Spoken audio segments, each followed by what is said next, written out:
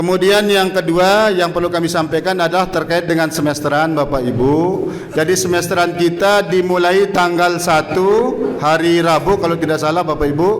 Rabu depan kalau tidak salah ya. Rabu depan itu sudah kita semesteran tanggal 1 sampai tanggal 11. Nah, silakan bagi yang membutuhkan 6 hari silakan 6 hari. Tapi kita asal sudah kami siapkan 10 hari, ya? 10 hari. Nah, kemudian sisanya karena kita bagi rapot itu tanggal 18. Nah, sisanya silahkan Bapak Ibu manfaatkan untuk apakah persiapan rapot dan sebagainya. Kemudian juga terkait dengan mungkin ada siswa kita yang perlu remedialkah dan sebagainya, silahkan dimanfaatkan waktu yang seminggu. Tetapi jangan lupa juga bisa diisi juga dengan kegiatan kelas meeting. Silakan kelas meeting, apakah kelas meetingnya bentuk seni, bentuk olahraga, silakan. Mungkin lagu-lagu selawatan di musola sehingga dia protokol kesehatan bisa dijaga Bapak Ibu. Nah, untuk semesteran ini untuk kelas 8, kelas 9 yang SMP yang biasa itu kelas 7 sampai kelas 9 tidak masalah. Nah, yang jadi masalah niki Pak Kades sampai hari ini masih kami yang di sekolah penggerak ini untuk rapot kelas 7 ini mudah-mudahan nanti ada informasi dari Pak Kasih kurikulum, mungkin ada gambaran tentang terkait dengan rapot kelas 7 yang ada di sekolah penggerak. Nah, itu Bapak Ibu. Nah, kemudian untuk kegiatan semesteran kita Bapak Ibu sesuai dengan hasil rapat di tingkat kabupaten, kita maksimalkan, usahakan seluruh siswa kita bisa memanfaatkan IT yang kita miliki ataukah IT yang dimiliki oleh siswa kita. Nah, kalaupun misalnya nanti pelunggu sudah berusaha maksimal tapi mentok juga misalnya tidak bisa sepenuhnya, ya silakan tetap dikembalikan ke satuan pendidikan. Di satuan pendidikan, tapi asal sudah kita berusaha maksimal. Kalau bisa diusahakan selalu 100% anak-anak kita memanfaatkan IT yang ada di sekolah atau IT HP yang ada di anak-anak kita. Itu Bapak Ibu terkait dengan semesteran. Kemudian kalau penjadwalan silakan masing-masing sekolah, jadi tidak ada jadwal yang diturunkan dari kabupaten. Silakan disesuaikan oleh sekolah masing-masing. Kemudian yang ketiga Bapak Ibu, itu sebabnya Pak Kadis mungkin teman-teman juga masih ada yang belum hadir karena kegiatan PKKS niki masih berlangsung, penilaian kinerja kepala sekolah ini masih berlangsung, sehingga sebagian teman juga sudah menyampaikan hari ini beliau kedatangan pengawas untuk melakukan penilaian kinerja kepala sekolah. Nah, Bapak Ibu terkait dengan ini, bagi pelungguh yang sudah posisinya di golongan 4B ataukah misalnya pelungguh masuk di ranah Oktober ini sudah masuk ke 4B, maka nanti kewajiban pelungguh untuk di akhir tahun itu atau di awal tahun 2022 itu adalah hanya menyampaikan lampiran 1C dan 1D ke dinas. Jadi menyampaikan, bukan pelungguh ngusul dupak, enggak. Menyampaikan lampiran 1C, 1D hasil PKKS itu saja. Itu yang pelungguh antar melalui pengantar dari sekolah, nanti disampaikan di Umpak. Itu sebagai bukti kerja kita selama setahun. Itu Bapak Ibu. Tetapi pelungguh jangan meminta output. Itu sebabnya pelungguh tidak ngusul dupak. Jadi tidak ada lagi dupak yang dikeluarkan oleh dinas terkait pelungguh yang sudah 4B. Jadi pelungguh yang mau ke 4C ke atas dan sebagainya, silakan pelungguh ngusul ke pusat melalui LPMP. Dan itu harus dikirim lewat pos. Dia tidak bisa menerima pengantaran langsung bahan ke LPMP, harus lewat pos. Itu nggih Bapak Ibu. Jadi sekali lagi, karena kemarin itu banyak Bapak Ibu guru kita yang sudah 4B dia masukkan usul dupak, kemudian dia nagih pak gitu. Jadi kita di pihak kabupaten sudah tidak lagi termasuk tim penilai, kami tidak berhak menilai untuk yang ke golongan 4C ke atas nggih. Itu Bapak Ibu. Nah, kalau yang di bawah itu misalnya pelungguh kepala sekolah tapi masih posisi posisi di 4A, maka pelungguh tetap di awal Januari besok pelungguh buat dupak tahunannya, tapi dengan melampirkan yang tadi 1C 1D. Tapi nanti pelungguh juga ada outputnya kalau itu, yaitu berupa pak tahunan untuk tahun 2021 itu Bapak Ibu. Jadi terkait dengan PKKS Bapak Ibu, kami harapkan walaupun pelungguh baru silakan, tidak apa-apa, yaitu pelungguh silakan terima sudah tamu kita yaitu Bapak Pengawas untuk melakukan kegiatan PKKS Bapak Ibu.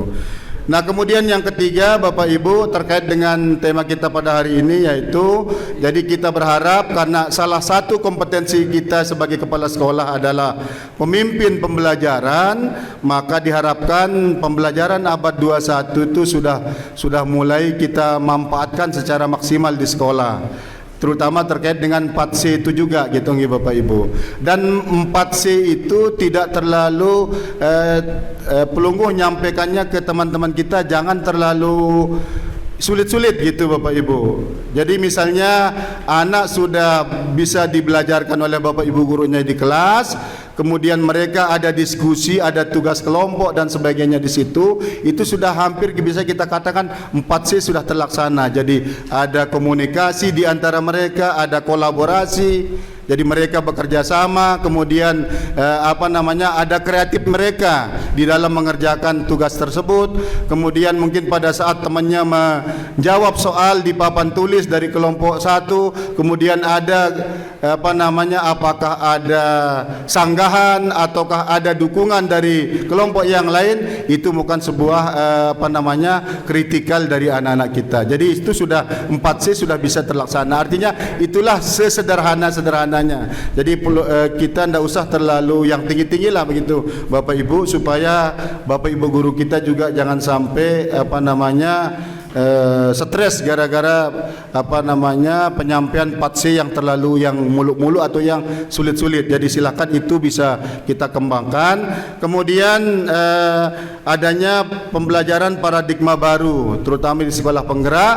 Nah, bagi pelungguh yang tahap 2 ini Pak Kadis, mudah-mudahan Pak Kadis juga bisa bertangan besi untuk tahap 2 ini, sehingga semua teman yang tahap 2 yang tes selanjutnya ini jangan sampai ada yang urut lagi nih Pak Kadis. Kami berharap supaya lebih banyak lagi teman kami di sekolah penggerak gitu Bapak Ibu. Jadi di sekolah penggerak sudah ada paradigma baru di situ. Yang inti paradigma baru itu adalah bisa yang katakan itu adalah student center, itu artinya siswa yang lebih membelajar, ya, siswa yang lebih belajar gitu. Jadi dia diusahakan menemukan sendiri pengetahuannya gitu. Jadi partisipasi kita sebagai guru kita coba minimalkan. Nah, kalaupun misalnya di lapangan sangat membutuhkan ya tidak masalah, tetapi diusahakan kalau bisa siswalah yang memegang peranan itu lebih maksimal. Nah, itu sih Bapak Ibu terkait dengan tema kita tahap ini. Jadi sekali lagi yang harapan kami terutama dari pengurus, beberapa orang teman kami yang melanjutkan tes wawancara dengan tes mengajar, kemudian ada yang diundang sebagai tamu yang sudah ikut dulu. Nah, kami harapkan mereka semua atau teman-teman kami ini mudah-mudahan pada pengumuman terakhir nanti untuk sekolah penggerak bisa semuanya bisa lulus itu, sehingga kami bisa lebih banyak lagi yang masuk di sekolah penggerak. Nah, pada tahun berikutnya mudah-mudahan semua teman-teman ikut nimbrung di situ, sehingga lebih banyak lagi teman yang ikut di sekolah penggerak. Kemudian yang selanjutnya Bapak Ibu, Desember ini adalah kegiatan program English Camp terakhir untuk 43 sekolah yang diprogramkan pada tahun 2021. Kami berharap pada tahun 2022 mudah-mudahan semua sekolah bisa diberikan kesempatan untuk mengirimkan jago-jagonya yang di sekolah untuk memperkuat atau memperdalam bahasa Inggrisnya di camp Inggris itu, dengan mudah-mudahan Pak Kadis bisa mengusahakan kita lebih banyak lagi kita memperoleh dana APBD. Di samping kita juga pihak sekolah akan mengimbanginya dengan dana BOS dari sekolah masing-masing Bapak Ibu. Nah, untuk dimaklumi Bapak Ibu bahwa anak kita yang tahap terakhir tahap 6 ini mereka akan selesai pada tanggal 11. Nah, karena itu silahkan Bapak Ibu mungkin sepulangnya dari camp Inggris itu mereka bisa apakah ulangan semesteran susulan, silahkan pelunggu hatur sudah di sekolah masing-masing. Dan titipan harapan dari Pak Sekdis, mudah-mudahan Bapak Ibu yang ada program mengikuti program camp Inggris, yang ada beban dari dana BOS, mudah-mudahan pada bulan Desember paling lambat ini bisa kita tuntaskan semua pembiayaan tersebut. Yang terakhir Bapak Ibu, terkait dengan beberapa teman kita yang untuk periode April memungkinkan dia naik pangkat. Jadi ada permasalahan di situ, yaitu masalah SKP.